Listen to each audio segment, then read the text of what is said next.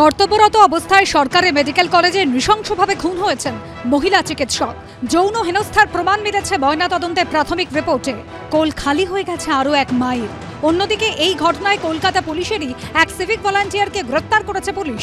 প্রশ্ন উঠছে, রক্ষকে কি তাহলে ভক্ষক? এটা তো একটা ভয়ঙ্কর ব্যাপার, মানে যে যার দায়িত্ব ছিল যে বাঁচানো, তার নিরাপত্তা দেওয়ার, সেই যদি আজকে এরকম একটা ঘটনা ঘটে, তার থেকে লজ্জাজনক আর কিছু হতে পারে না।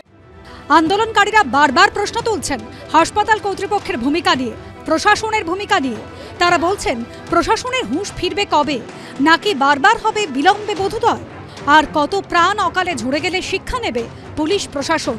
এই নিয়ে যখন আন্দোলন তীব্র থেকে তীব্রতর হচ্ছে, তখন কিছু পদক্ষেপ করল স্বাস্থ্য দপ্তর ও পুলিশ প্রশাসন।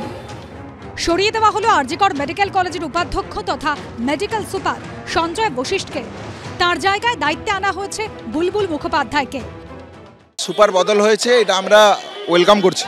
ওয়েলকাম করে এটা আমরা বলতে চাইছি যে প্রিন্সিপাল এবং অন ডিউটি এসিপি যিনি ছিলেন তারও আমরা রেজিগনেশন দাবি করছি, with an written Apology also. প্রশ্ন উঠেছিল, কি করে সকলের নজর এড়িয়ে চারতলা সেমিনার হলে পৌঁছে গেছিল সিভিক ভলান্টিয়ার?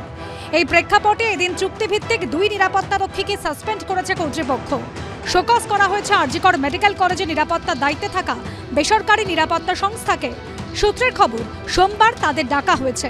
খাস মেডিকেল কলেজে চিকিৎসক ধর্ষণ খুনের পর টনক নড়েছে পুলিশের।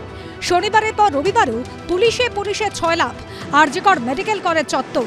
নিরাপত্তা বাড়ানোর পাশাপাশি মোতায়েন করা হয়েছে মহিলা পুলিশ, র্যাফ। এমার্জেন্সি বিভাগের সামনে গার্ডরেল দিয়ে তৈরি করা হয়েছে ব্যারিকেড। পাশাপাশি এদিন নতুন করে সিসি ক্যামেরা বসানোর কাজ শুরু হয়।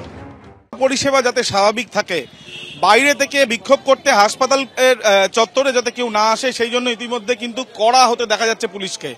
একেবারে আরজিকর মেডিকেল কলেজ হাসপাতালের পুরো একটি গেটের একটি পার্ট সম্পূর্ণভাবে গার্ডরেল দিয়ে বন্ধ, আরেকটি পার্ট দিয়ে যারা ঢুকছেন তারা রোগী কিনা সেটা জেনে নেওয়া হচ্ছে, চিকিৎসক কিনা জেনে নেওয়া হচ্ছে, এমনকি আই কার্ড দেখে তাদেরকে ভেতরে প্রবেশ করতে দেওয়া হচ্ছে। রবিবার বিকেলে আরজিকর মেডিকেল কলেজে যান কলকাতার পুলিশ কমিশনার বিনীত গোয়েল। মহিলাদের নিরাপত্তা নিয়ে তাঁর তরফে 15 দফা নির্দেশিকাও জারি করা হয়েছে। তাতে বলা হয়েছে, মহিলাদের সঙ্গে অপরাধ সংঘটিত হতে পারে এরকম এলাকা চিহ্নিত করতে হবে। সেই সব এলাকায় পর্যাপ্ত পুলিশ মোতায়েন করা হবে। নারী নিরাপত্তা নিশ্চিত করতে পর্যাপ্ত ব্যবস্থা নিতে হবে।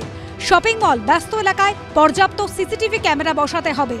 সরকারি হাসপাতাল, আবাসন, মহিলা হস্টেলের নিরাপত্তা ব্যবস্থা পর্যালোচনা করতে হবে এবং এই ধরনের ঘটনার পুনরাবৃত্তি যাতে না ঘটে সেজন্য পর্যাপ্ত ব্যবস্থা গ্রহণ করতে হবে।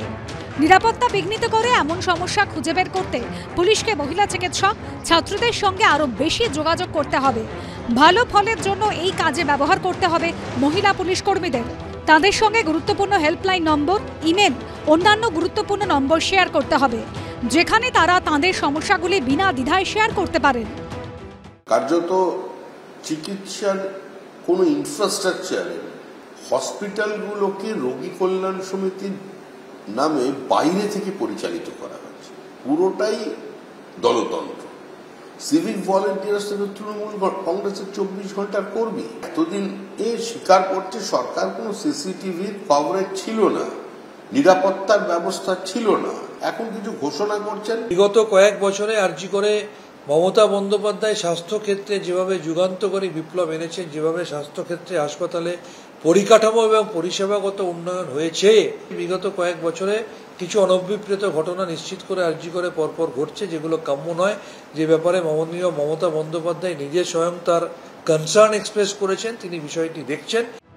আরজিকর মেডিকেল কলেজে মহিলা চিকিৎসককে ধর্ষণ খুনে গ্রেফতার হয়েছে কলকাতা পুলিশের সিভিক ভলান্টিয়ার সঞ্জয় রায়। এই অবস্থায় পুলিশ কমিশনারের তরফে জারি করা নির্দেশিকায় বলা হয়েছে, ডাক্তার, নার্স এবং সরকারি হাসপাতালে অন্যান্য কর্মীদের সঙ্গে আরও বেশি যোগাযোগ রাখতে হবে। তাদের বোঝাতে হবে যে পুলিশ তাদের সাহায্য করার জন্য সর্বদা তৈরি। তাদের নিরাপত্তাহীনতা বোধ করা উচিত নয়। আবির দত্ত, সন্দীপ সরকার ও ঝিলম করঞ্জয়ের রিপোর্ট, এবিপি আনন্দ।